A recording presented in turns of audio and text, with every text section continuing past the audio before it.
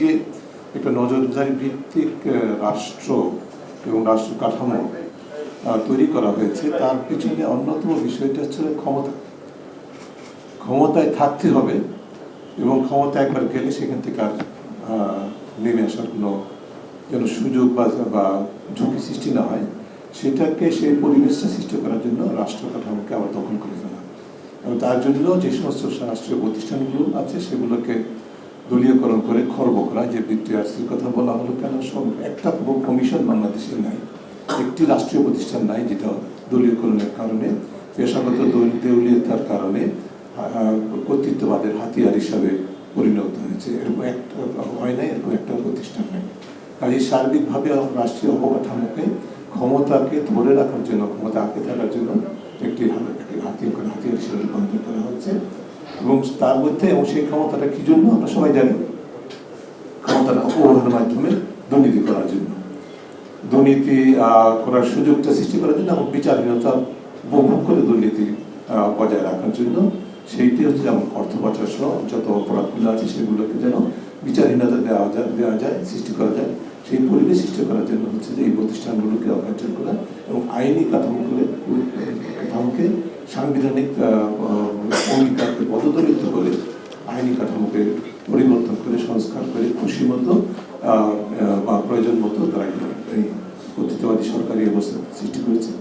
কিন্তু তার মধ্যে সীমাবদ্ধ ছিল না। নজরদারি বিষয়টা কেন এসছে, তার অন্যতম কারণটা হচ্ছে যে আমার ভিন্ন মতকে দমন করতে হবে। শুধু প্রতিষ্ঠান দখল করলে হবে না, মানুষের তো ক্ষমতা আছে, মানুষের ক্ষমতাটা ভিন্ন মতের মাধ্যমে প্রকাশিত হয়, বাক স্বাধীনতার মাধ্যমে, গণমাধ্যম স্বাধীনতার মাধ্যমে, এগুলোকে খর্ব করতে হবে। সেই কারণে আবার এই নজরদারির অন্যতম যে টুলসগুলো যেগুলো সম্পর্কে আমরা আলোচনা করলাম, শুনছি, সেগুলো ব্যবহৃত হয়েছে। কাজেই আমাদের যে জায়গায় যেতে হবে, অবশ্যই আমরা সবাই ঢেলে সাজানোটা একটা কমন শব্দ হয়ে গেছে। সব প্রতিষ্ঠান ঢেলে, আমি বলছি, আমি প্রাতিষ্ঠানিকভাবেও সরকারের কাছে পরামর্শ দিচ্ছি, অমুক প্রতিষ্ঠান ঢেলে সাজাতে হবে, স্বাভাবিক, খুবই, এছাড়া কোনো বিকল্প নেই। কিন্তু কিছু কিছু প্রতিষ্ঠান আছে যেগুলো ঢেলে সাজানোর কোনো অর্থ হয় না।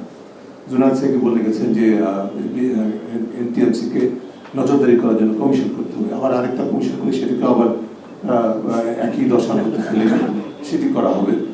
কাজে আমি আসলে মহিউদ্দিন সাহেবের সাথে একমত, এনটিএমসির কোনো প্রয়োজন নেই, একইভাবে টর্চার কোনো প্রয়োজন নেই। কারণ যেই উদ্দেশ্যে, বাস্তবে যে উদ্দেশ্যে যে কোনো রাষ্ট্র নিরাপত্তার জন্য গোয়েন্দা সংস্থার তথ্য সংগ্রহের প্রয়োজন আছে, রাষ্ট্র নিরাপত্তার জন্য বুঝতে হবে। সেটি রাষ্ট্রীয় নিরাপত্তা আর সরকারের বহুমত দমনের হাতিয়ার এক জিনিস কিন্তু না, দুটি আলাদা সম্পূর্ণ হয়। কাজে সেটাকে আমাদের বুঝতে হবে, যাতে করে আমরা এমন একটা পরিস্থিতি আবার না পড়ে যাই যে একটি কর্তৃত্ববাদী সরকারের পতনের যে মাধ্যমে যারা ভবিষ্যতে রাজনৈতিক বেনিফিশিয়ারি হবেন, রাজনৈতিকভাবে তারা ক্ষমতায় যাবেন বা এখনো যারা আছেন, তাদের কাছে যদি এই সংস্কৃতিটাই যদি অব্যাহত থাকে যে আমার ক্ষমতায় থাকার জন্য, বিশেষ করে যারা পলিটিক্যাল বেনিফিশিয়ারি হবেন যখন নির্বাচন হবে, তারা যদি এই সংস্কৃতি থেকে বাইরে আসতে না পারেন, তাহলে আমরা যত প্রতিষ্ঠানের কথা বলি না কেন, আইনের কথা বলি না কেন, সেটা কিন্তু আবার একই দশা, একই আমাদের দুর্ভাগ্যের মোকাবেলা করতে হবে। কাজেই আমাদের যেই জায়গাটায় পরিবর্তন দরকার, সেটা হচ্ছে যে আমাদের ছাত্র জনতার আন্দোলনের যে মৌলিক শিক্ষাটা হচ্ছে যে বৈষম্যহীন সমাজ, যেখানে মানুষের অধিকারের বিষয়টা সর্বাগ্রে এবং মানুষের কাছে, মানুষের কর্তৃত্বে, মানুষের রায়ে, জনগণের রায়ে, জনগণের কর্তৃত্বে, জনগণের কাছে জবাবদিহিতার নির্ভর একটি সরকার পরিচালিত হবে। সেই জায়গায় যাওয়ার জন্য যে প্রতিষ্ঠানগুলোকে চিরস্থায়ীভাবে, মোটামুটি চিরস্থায়ী শব্দটা বলছি, চিরস্থায়ীভাবে ধ্বংস করে দেওয়া হচ্ছে, সেগুলোকে সত্যিকার অর্থে রাষ্ট্র সংস্কারের কথাগুলো আমাদেরকে তরুণ প্রজন্ম যেটা বলছে, অত্যন্ত যৌক্তিকভাবে বলছে রাষ্ট্র সংস্কার। কিন্তু সে রাষ্ট্র সংস্কারের যে মূল উপাদানগুলো, এই প্রতিষ্ঠানগুলোকে বাস্তবিক কিন্তু ঢেলে সাজানো ছাড়া খুব উপায় নেই। এবং তার মাধ্যমে অন্যতম যে উপাদানটা হওয়া উচিত বলে আমরা মনে করি, যে আড়ি পাতার সংস্কৃতি, এটা কিন্তু একটা সাময়িক বিষয় ছিল না। যেই আইনের উপর ভিত্তি করে যে আমরা শুনলাম 2001-এর পরবর্তী 2006, এই ধারাবাহিকভাবে কিন্তু এই আইন শুধুমাত্র অপব্যবহার করে আসছে, শুধু তাই নয়, এগুলোকে আরো বেশি বিখ্যাত করার জন্য কোর্টে লাগবো আরো নতুন আইন হয়েছে। ডিএসএ থেকে সিএসএ হয়েছে, সিএসএ পর এখন PDP, personal data protection act, data প্রোটেকশনের নামে, মানুষের ব্যক্তিগত তথ্য সুরক্ষার নামে ব্যক্তিগত তথ্যের সম্পূর্ণ নজরদারি সরকারের হাতে তুলে দেওয়ার ব্যবস্থা করা হয়েছে। যদিও আইনটা আমরা 4 দফা পর্যালোচনা করে আমরা ঠিকই রেখেছি, শেষ পর্যন্ত ক্ষমতা থেকে অবসরের আগে পর্যন্ত তারা সেটা পাশ করতে পারেননি। অত্যন্ত চেষ্টা করেছিল আইনি সেটি।